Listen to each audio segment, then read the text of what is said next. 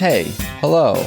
Welcome to episode number 97 of the People We Love podcast. I am Adam Choid. What's up? If you're new here, what I do is interview people from all walks of life, most often comedians and other artists and people in entertainment. It's casual conversation about their lives and careers, but I also ask everyone to highlight someone they love, someone who they admire, who influenced them, inspired them, or supported them. For more, check out peoplewelovepodcast.com. That's peoplewelovepodcast.com. And the Instagram handle is at peoplewelovepodcast. And you can find me on Instagram as well, at Adam Choit, my name. And it's the same on Twitter if you want to follow me. And please remember to tap subscribe or follow on whatever platform you listen to podcasts on. And of course, 5-star positive reviews on iTunes are greatly appreciated as well. So, today's guest is Florida's own comedian Mandy Martino.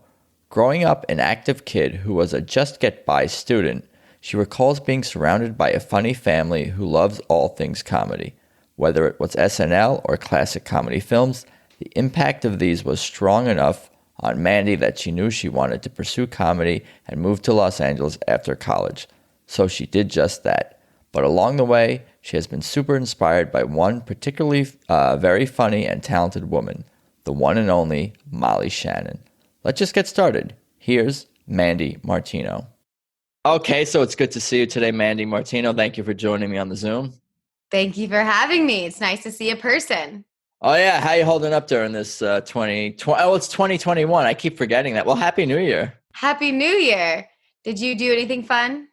No. You know, actually, this is the first time in my entire life I didn't, I think, look at the countdown. I missed it. I was like moving around my apartment, and then I look at their microwave, and it's like 12:02. I'm like, wait a minute. No, it felt good. I felt okay. I felt liberated by like, I don't care at all.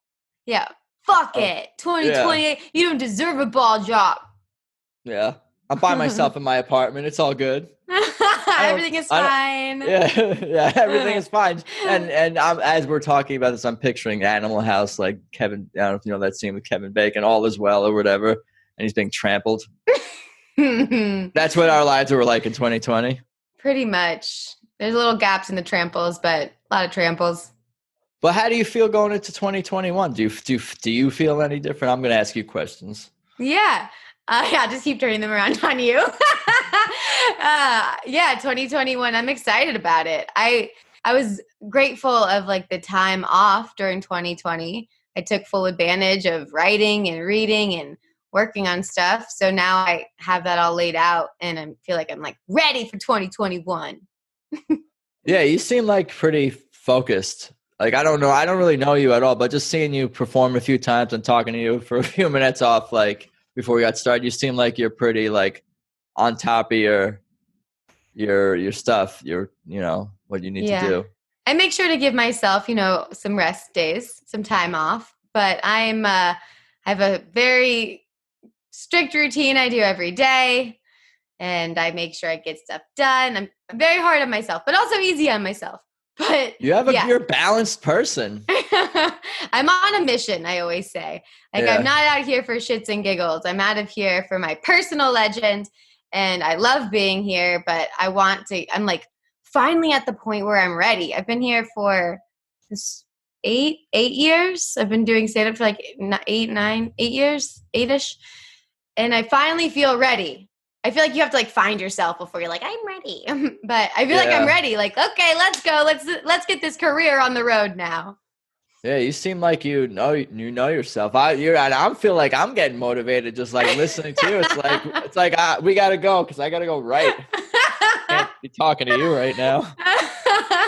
But tell me about the earlier, like when you like maybe like early memories, like when you're 4 or 5, like even pre-kindergarten, if anything jumps out at you. That's kind of like what I tend to ask people. The only childhood memory I could think of is my mom said they had me do modeling at a JCPenney magazine. No, it was like newspaper. And that I got fired because I wouldn't hold the boy's hand.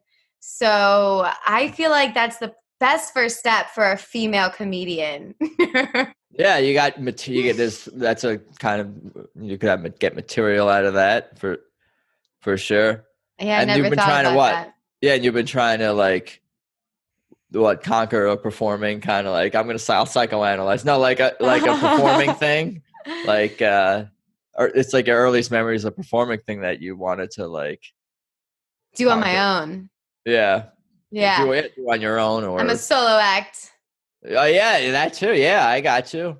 Man, we learned so much just the from question Yeah. number one. Or that was two, There we maybe. go. I don't know. There we go. I think I was like 3 and we definitely just learned something. Here's a new joke coming. But you're from South Florida, Yeah. correct? Yes. Research. Yeah, good job. Yeah, research. And it's in a lot of my jokes too. I'm like, Yeah, I'm very Florida. yeah. What about family? Did you have siblings and that growing up there? Yeah, do you ever get nervous? Like you ask that and they're like, yeah, I did, but they died. I don't get nervous that they're gonna die because they have died. People telling me about people. I'm getting used to it. I'm getting used to people Okay. telling me about the dying thing. Okay. Well, Now people yeah, I'm not tragedy going to seems do to be that too. finding me. Yeah. Well, That's also okay. you're interviewing stand-up. So yeah. Yeah, so it gets dark. It's gotten Yeah. dark. I'll tell you about which ones got dark Oh if you want boy. it. Oh my If you're God. into No, it. no, no, no. Not today. I have a brother. He's 3 years younger. My family is so freaking funny. I just got back from Florida. I went for Christmas, and yes, I traveled. Now I'm stuck inside quarantining.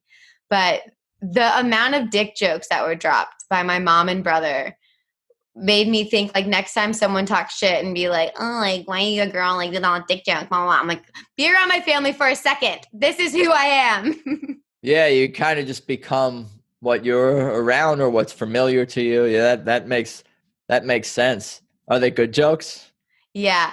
They're good. My mom, they were talking about the vaccine, the Moderna, and she's like, I would not want the Moderna one. She's like, that Fauci took that. I think the only side effect he had was dick falling off. Oh man. Thought that I'm was learning. funny. I'm learning a lot. I'm learning a lot already. But so, what kind of kid were you? Like in elementary school? Like, what were you into? Were you like even a good student? What was your deal around those times? Elementary school, I can't remember. I know middle school and high school, I just slid by. I did the bare minimal. I was into sports. I played travel soccer my whole life. Then high school hit. Switched over to lacrosse. So I think I always played the social game, not not the book shit. I didn't I didn't ever want to learn when I was younger. I was very stubborn about it. That's why like these days, like the last couple of years, all I've been doing is teaching myself stuff since the whole other part of my life I was like, don't tell me what to do. Right. But I think even more than that, give yourself more credit because like maybe it's what you weren't interested in what was being presented before you. I mean, Yeah. you liked what you like. Why is it's not a bad thing to like soccer more than the classroom. It's not like I don't know. Yeah, that's true. But yeah, it was nice growing up in Florida. You were always outside. We had like being on the trampoline, just doing activities, riding your bike everywhere, going in the pool, went to the lake, the beach. I loved it. I wouldn't want to live Yeah. there now, but loved it Yeah. then. Yeah, it enabled you to be a pretty active kid is what it sounds like. It sounds like that's what you were into is being active. Yeah. What about like yeah, go on. I was gonna say that probably helps translate now where I can't sit down for a second. Yeah. You're working on channeling you are channeling that into productivity. It sounds like. What about like stuff were you watching like TV like growing up in middle school, high school? Were you listening to music, art? Like what kind of like or was Yeah. it just soccer? No, definitely not just soccer.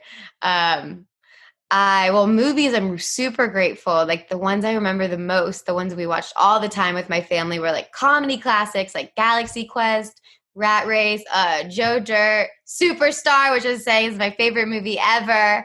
Spaceballs. Like they just had me watch these classics, which I didn't even know. I think I remember Spaceballs before I even really knew Star Wars. Yeah, no, I see that. Yeah, I've known some parodies. You're into the parody more than the original, and maybe you haven't even seen like the what it's parodying, but you don't care. So you've always it sounds like you and your family just love comedy. Yeah. It just naturally went. And I always watched SNL growing up. And I just I'm still obsessed to this day. It's just my happy place. Yeah. What cast era is your favorite? I'm guessing somewhere Molly Shannon's years. Yes. Every time I get that question, I loved all of it. I love it progressing and changing, and every season I feel like everyone just talks shit anytime it comes up. People are like, "Oh, it sucks these days." I'm like, "No, it doesn't. It's always had its ups and downs." And they choose like different sketches for different kinds of people, so not everyone's going to love everything cuz everyone's so different. I guess like we were talking about Sherry O'Terry too. Sherry O'Terry and Will Ferrell, and there's Kristen Wiig. All of it.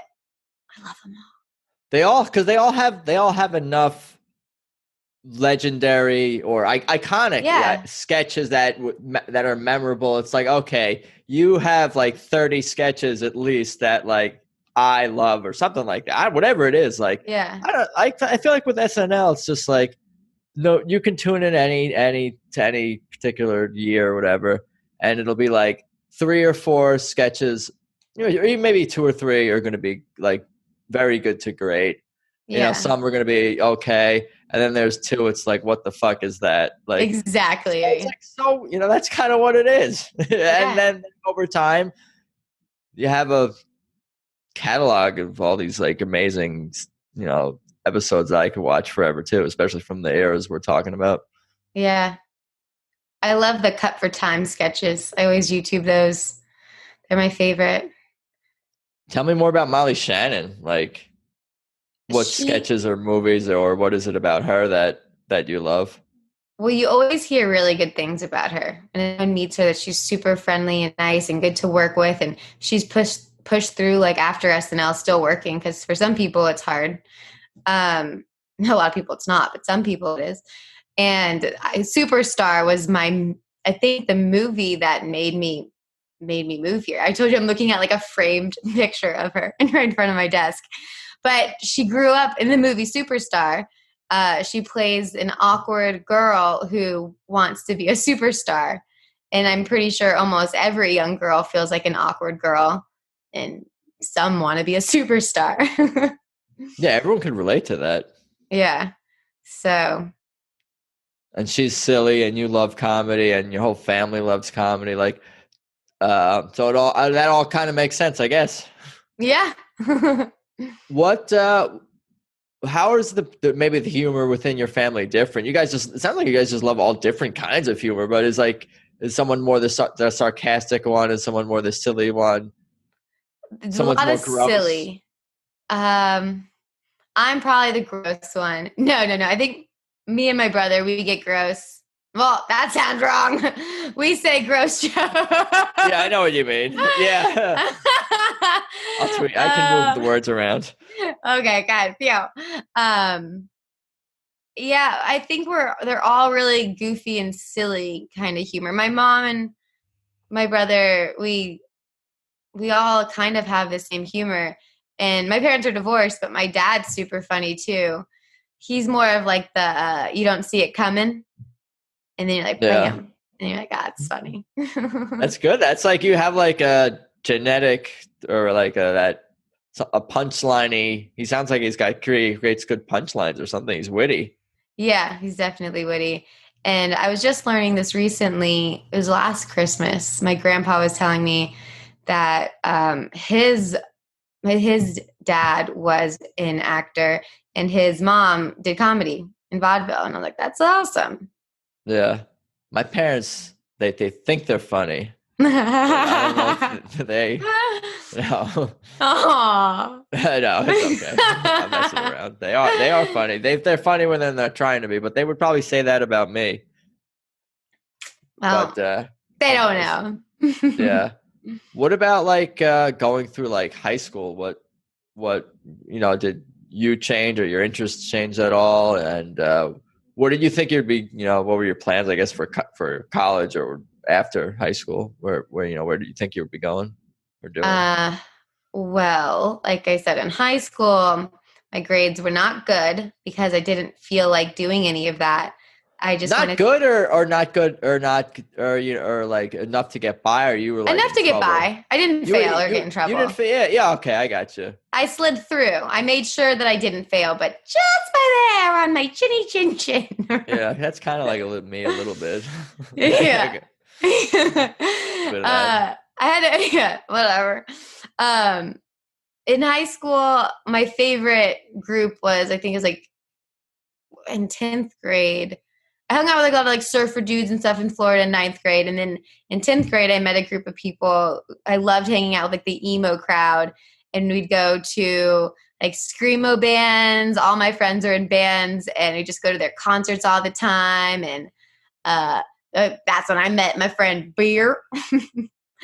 uh, and we go to just concerts and partying and time of my freaking life. This I was loved in high school. Yeah, that sounds like a good experience. What about after that? What were you thinking you would be doing? Well, in high school, my friend Amy and Amy Vince, we would always say, we're going to California right when we graduate high school. But I was like, okay, I actually have to get my degree first. And it's way cheaper and easier to stay in your state. So then I just went to UCF, the University of Central Florida. Mm-hmm. Well, first I had to go to community college because obviously my grades. So I went to community college for 2 years in my hometown. And then I went to UCF and got my bachelor's degree in business. And I just chose business because it was broad. I knew I was going to LA for comedy. So then while I was doing my boring business degree, which I also just C's get degrees, I took improv classes and stand-up classes on the side. C's get degrees. It When did the improv and stand-up classes start, and how did that all come together, and when was that? was, I think, like my junior year of college. There's in Orlando this place called Saks Comedy Lab. It's where Wayne Brady went to improv school, and it was right near the college. It was great in their little downtown area. And I had this teacher named Bob, I'm blanking on his last name, but he was the most kind person. And you couldn't ask for like a better first improv teacher who just taught you to do it through kindness. And that was the first class I took. Up to Stand up this point, you wise. had up to this point, you had you done high school theater or any sort of performing? No performing at all. No, I always knew I wanted to go to LA, but I never got into any performing. You just knew you wanted to be involved in entertainment in in that world in some capacity, creatively or something like that. I just always said SNL. Yeah, you just always said it, but you didn't even know as a writer or performer or what you just said. You were just said I just the want to words. be on SNL. I'll be on it. Okay, Yeah. I got you, and you're willing to do whatever it takes. But SNL's in New York. Yeah. But you could get attention.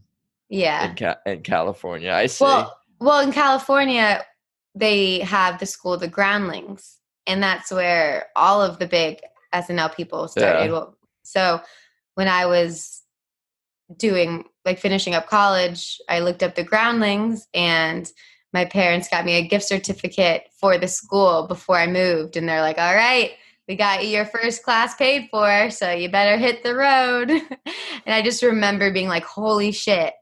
I'm actually going, like looking at the Groundlings flyer with like Will Ferrell's face and everyone, and just like Kristen Wiig. I'm like, oh my God, I'm actually doing this. It freaked me out, but was super exciting. Yeah, tell me about like I guess the going from Florida to moving to California and that part of your life. Well, stand-up wise, I knew I wanted to do stand-up too, so I took classes and started at the Orlando Improv. So I was doing sketch and stand-up on the side of college. And so when I got here, I started instantly at the Groundlings. I moved by myself. I got a studio. I'm still in the same place, which is crazy. I got really lucky. I got a good place. Got that rent control. But from Florida to California, it was surprisingly easy. It always felt like home. I not once have ever gotten homesick. I think it helps that the weather's pretty similar.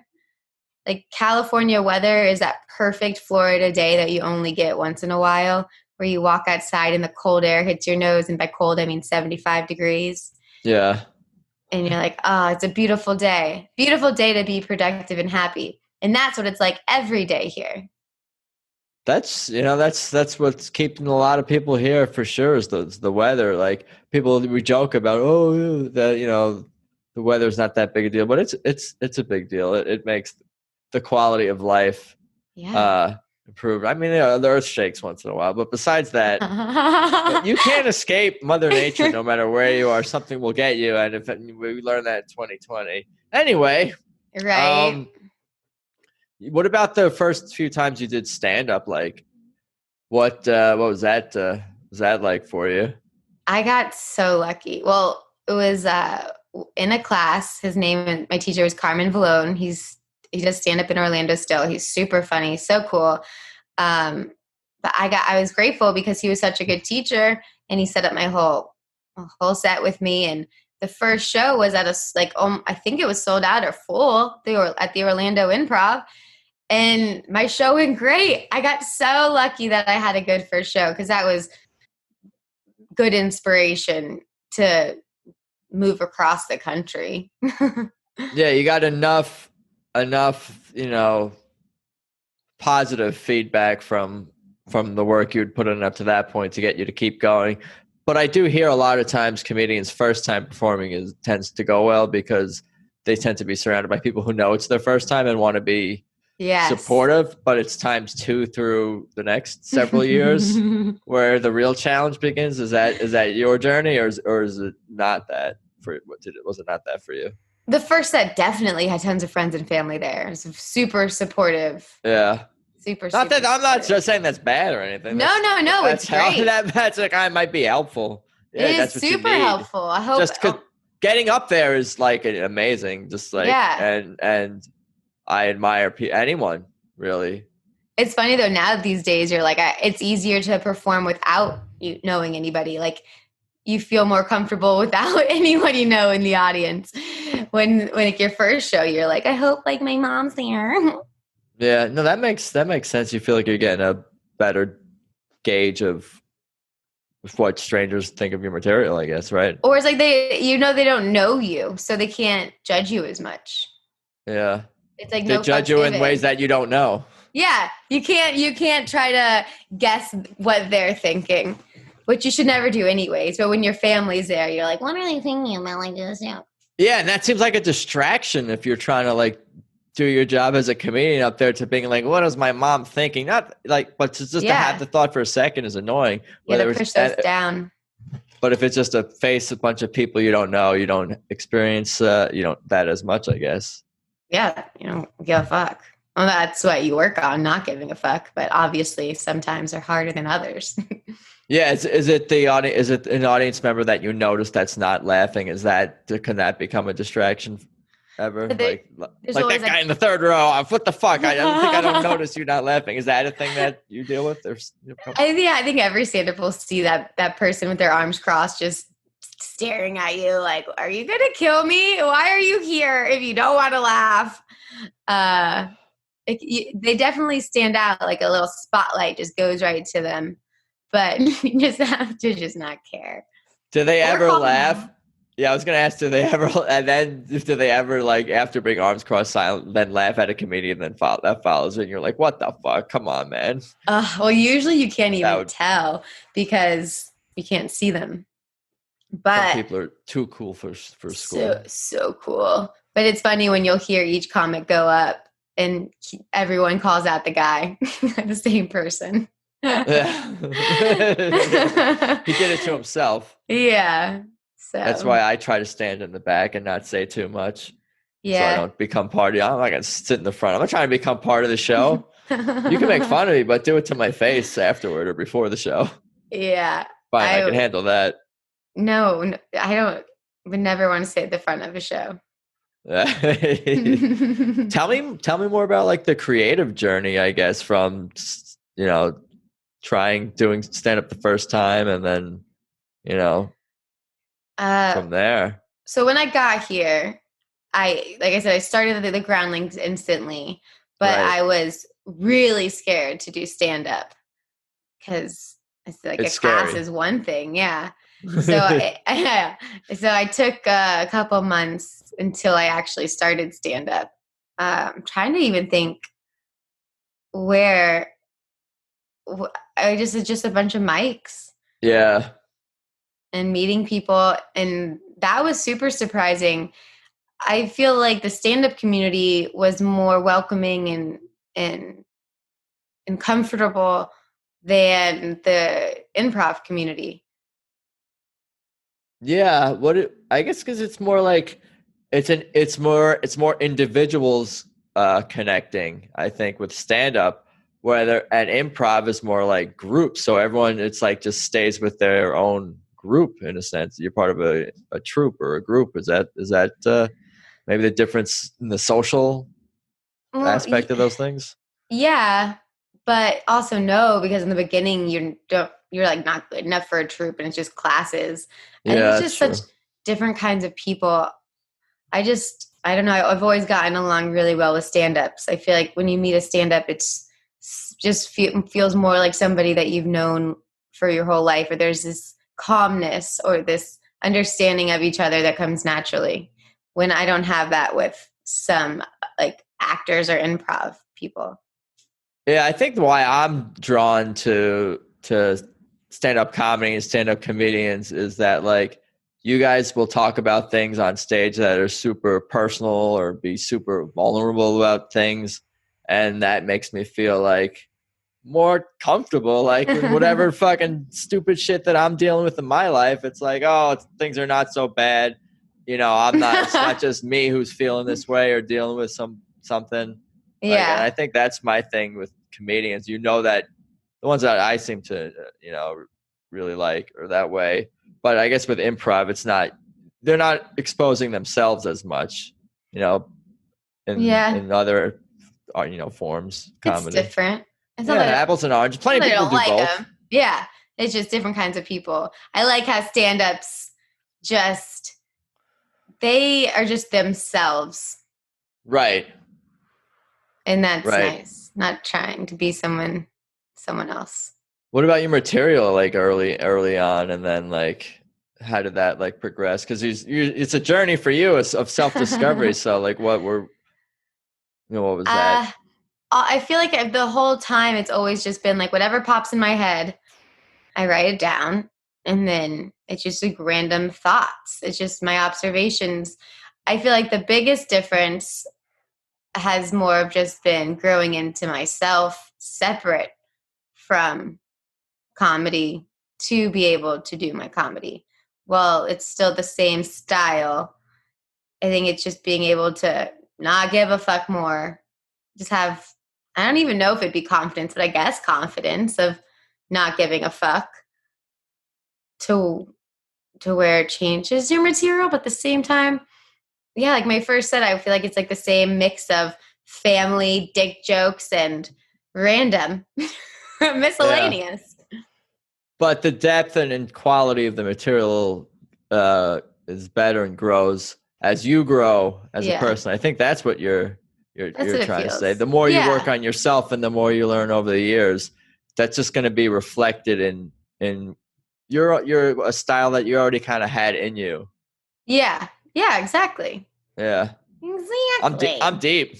Yeah, that's good. I Yeah, like it's a good thing it was it. recorded for the for We would be all like, wait, what time. did you say? Write that down. What? Thousands of years from now, people will be like, "Remember, Adam said that one insightful thing in 1,500 podcasts he recorded." Oh No, man, that's true. And really, really good nugget. what about more of the LA stand up and your journey? What were some of the challenges and then ups and or downs or both that you've Yeah, I come think across in your time here? my biggest struggle has definitely always been not being able to choose one thing because there's improv, there's sketch comedy, there's writing, and then acting, and then there's stand up. And the main things that were the two are groundlings and stand up, and sketch and stand up. so I had to have a hard time, as I liked, if I do something, do it right, give it my all. But when I was in like a sketch class that you have to meet up with people every night and write like 7 sketches a week, it would be so hard to get to stand up and keep that constant. So it was just the flow and the waves of one thing, then this thing, then this thing, like sketch, stand up, sketch, stand up, sketch. And like I feel like I'm not getting far enough with the one thing because I'm doing the both. But then it finally came to a head 7 years later to where I feel like I'm happy I did all of it. And now I know stand-up is what I like the most. But the other things definitely help with my style of stand-up and taught me a lot. Yeah, you've found a place, for both of them in your life. And I guess it took time to learn to, or figure out, what's priority for you. It sounds like stand-up is your priority. Definitely makes me the most happy. Because like I said, I love to like get her done. And at least with stand-up, well, when the world is open, you can write and go out and test it that day, which is such a nice thing to be able to do. Like acting, you go to auditions and then you go home and wait to hear what someone thinks. Stand-up, you go out, you'll know if your joke sucks in about 5 minutes. And then you can go home and fix it and then go back out again the same night if you want, or go to tons. It's nice to be productive with stand-up because you can be. Yeah. No, I love to hear like that kind of like, comedian's perspective and point of view, because like I'm not a stand-up, but I'm just very interested in like everything about it, really, the whole process and just like what everyone does and just like to prepare themselves and there's just so many people out there with so many different styles. How long will it take for me to interview every comedian in Los Angeles? How long will it? Only the ones I like, obviously. The ones you like, probably I'd say like 632 hours. You wanted hours, right? Or did you want minutes? I wanted number of people. No, I don't know. A number of people that I would say like there's probably like 100,000. Now, how many stand-up comedians are in Los Angeles? Oh, I have no clue, but there's probably 30 really great ones. I just want where 30 is coming from. There's more than that. I'm not good at that jelly beans in the jar. I know. Me neither. How many? I feel like they're always not jelly beans. What is the Halloween one? Jelly beans. No, the Halloween candy. Bobbing for apples? No, the little acorn, the little candy corn. Candy corns. I have a memory of in school them saying how many candy corns are in this jar. Yeah. No, that's a good one. You could do that. A million. No, Adam, there's not a million in the jar. You failed 3rd grade. Yeah, you have to repeat it. That was my final. Now eat them all. Yeah, I get nauseous. 1, 2. I always think I like them more than I'm going to. They're not good. Yeah. Candy corns. They're not. You definitely have to take them in multiple bites, which is weird because they're the size of a penny. Yeah, can you just buy the tips or like the ends? Can you buy just like a part? I want like the middle third. White. Yeah. There's the little white tip. Yeah, I'll cut them up and put them in separate bags for people. Custom candy. That's going to be my new business. Custom candy? Custom candy corn. Just candy corn. That's good. Find a good specific niche. This is the furthest off track I've ever been. That's been my fault. Usually it's not my fault they're going off track. It's no. I'm so ADD when talking. The branch will extend way away from the root. Yeah, well, what about some of like the challenges, like other challenges that you've come across in the comedy scene? What about the people? Do you ever deal with like conniving, terrible, awful people who you need to avoid or confront or anything like that? Or is it, you did say it's mostly supportive, and I kind of see that, for the most part in the scene. Yeah, we've gotten really lucky with people. There's no people complaints. I think the main struggle is working and having time. And then there's the thing I've gotten past, but in the past there was the jealousy of being jealous of people who didn't have to work, who just got money from their parents while I'm like hustling to pay rent while still taking like 3 classes and making time to go out. But now I look at that as a good thing. But that was a struggle for a while, just kind of, I guess, being tired and angry that I wish I had more time. Yeah, I thought you were going to say jealous of like, you used to be more jealous of like other comedians or other people's like successes or something like that, but that's not really something. Yeah, I don't know. No. You're not consumed by it. Like I feel like everyone has those thoughts. It's like, oh, I wish I had their success or had whatever, but it's not like fucking, some people are crippled by those feelings and their behavior is driven by it, but like in a negative way. But that doesn't sound like you. You're focused on your own. Yeah, I'm just trying to focus on me. And we all have those moments, though. Of course, I want to be like the comic that everyone reaches out to. There's always like those top 10, like those hipster comics or just like the it comics in the scene, you know. I'd love to be one of those people. So yeah, I get jealous of them. It's always the same people on the flyers, but I like them and they're funny. So I can't be mad at it. I just have to work harder on me. Yeah, control what you can control. Yeah. What would you say is like the like 3-year, 5-year, 10? I mean, assuming comedy gets back to somewhat normalcy, like where do you see, like do you want to go on like tours and have all kinds of album Netflix special, or like what is? Yeah. What are you thinking? My 2021 goals are get on a late night, book a sitcom, because it feels like it's like so ass backwards. Like you need to get a TV credit to book stand-up shows. It's the strangest thing. Like, but I want to be stand-up. No, you have to be an actor on a show to get stand-up gigs. Whatever. So late night set, type 5. Act on a sitcom, at least one episode. Get a stand-up college agent. That always seems like a good step and good money.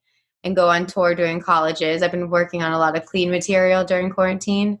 And then hopefully from those 3 things, those would all lead to bigger things. But those feel like some big baby steps. Big ass baby steps. Yeah. No, like you gotta get like you're getting your toes in like all those different waters. Like the universe. Yeah, I'm writing my affirmations every day. Come on, give it to me. Do you? You write affirmations? Mm-hmm. Do you care to share any of them? Yeah, I'll share my favorite one. It's from this book called The Big Leap. I forgot what his name is. I listen to it on Audible a lot. It's so good. And that's one thing that helped me get through time, about not having enough time. He talks about this theory called Einstein Time. And it's pretty much like, don't stress about time. If you don't think about it, you'll still get there on time. And I've been doing it, and it's freaking mind-blowing. Like, what do you mean you're not thinking about time? It sounds so dumb. Pretty, like, if you don't stress, like, I'm going to be late.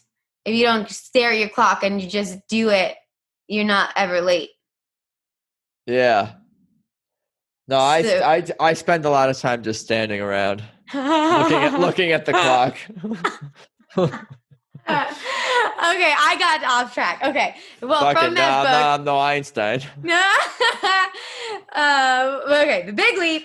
My favorite affirmation from that book is I expand in abundance, success, and love every day as I inspire those around me to do the same. Dude, that's awesome. I might have to I'll print that out and put it. I need a printer.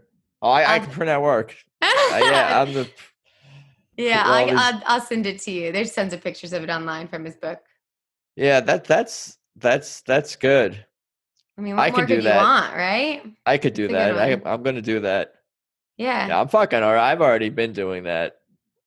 Gun to head, I would say I'm already doing that. That's good. Do you have a favorite? Do I have a favorite what?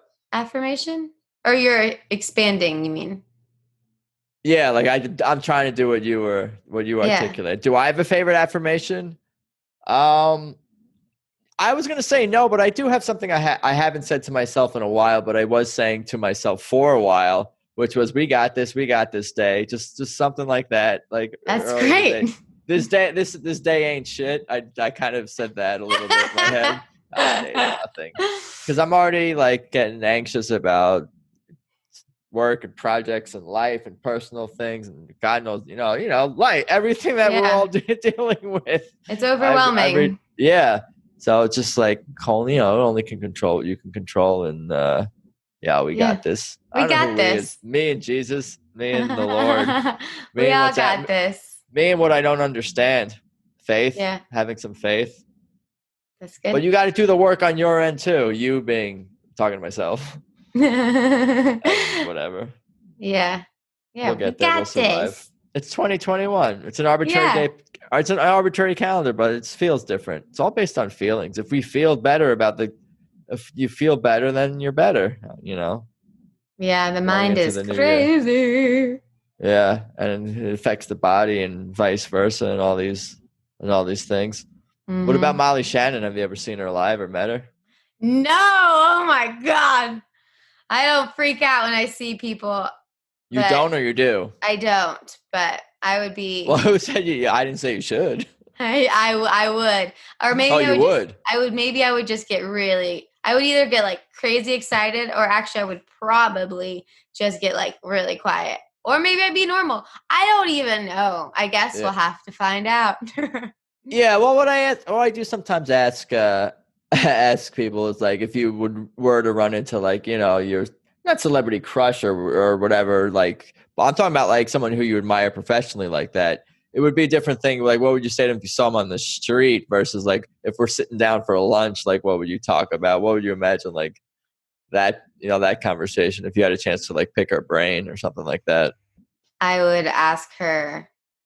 First, I would thank her for inspiring me. She changed my entire life. If it wasn't for that movie, I wouldn't be here. Who knows? So I would thank her. And then I would ask her if she has any words of wisdom or advice. Because she did it all. I'd ask her favorite memories from SNL. What it's like getting work after, maybe not. I think I would just ask her what advice she has. I just feel like anyone who's had a career like that would have really good things to say. Yeah. And like, I'm sure some of those questions wouldn't be the first time she'd be asked them. So she would probably basic. They're basic. I wasn't trying to. Yeah, they're basic. So like, what would you say for like someone who wants to be you? Yeah. but ask them after, like, if don't ask them right away, ask after she like can feel your vibe a little bit and you guys kind of get to know each other. And then like the middle of your lunch, you hit her with the like, do you have any advice for me? After she's like, oh, I know what your deal is. After she has a chance to kind of like observe you and get to know you a little better. Well, I'm glad I'm ready.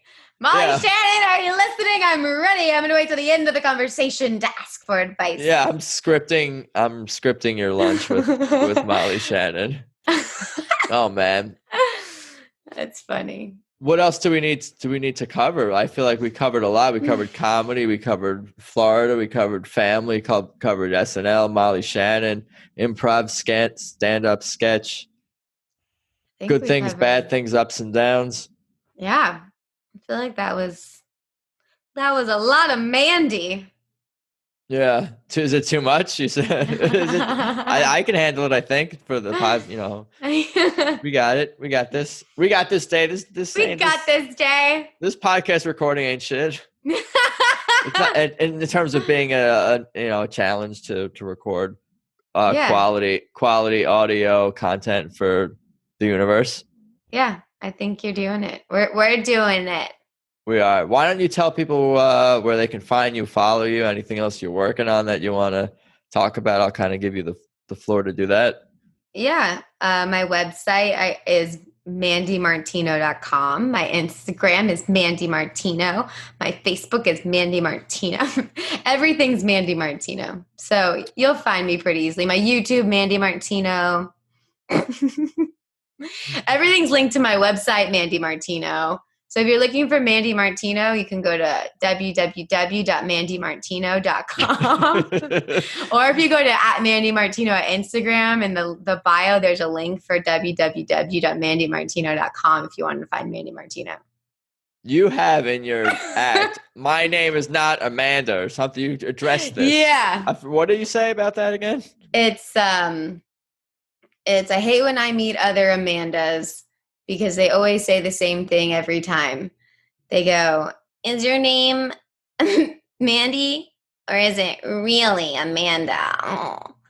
And then I have to explain. My real name is Amanda, but my parents have always called me cunt. Oh boy. Yeah, no, that's why do they got to say it like that? And why does it matter? But there's no other I guess there's no other, you're the only Mandy Martino, like, for the most part. I think so. My parents have never called me Amanda. It's just an annoying thing I had to do in school, like raise your hand and be like, it's Mandy, not Amanda. Yeah. And one of the other kids, shut up, Amanda. Yeah. So, and then I'm like, who's Amanda? When people say Amanda, I'm like, who is that? I've never been called that. So it just... You're not even responding. Yeah, I don't respond to Amanda. I don't turn. It's not my name. Who's that? Who's that? Just like middle names. They never even feel like part of you. I'm like, well, weird. That's attached unless you to use them. Unless you use your middle name. For the people... So many people use their middle name as their first name or the initial. I'm like, no one needs middle names. Mandy said it. You know what? Fucking let people, let them, they can be called whatever they want. Name yourself whatever you want. It's fine with me. And if you're nice to me, I'll use your real name.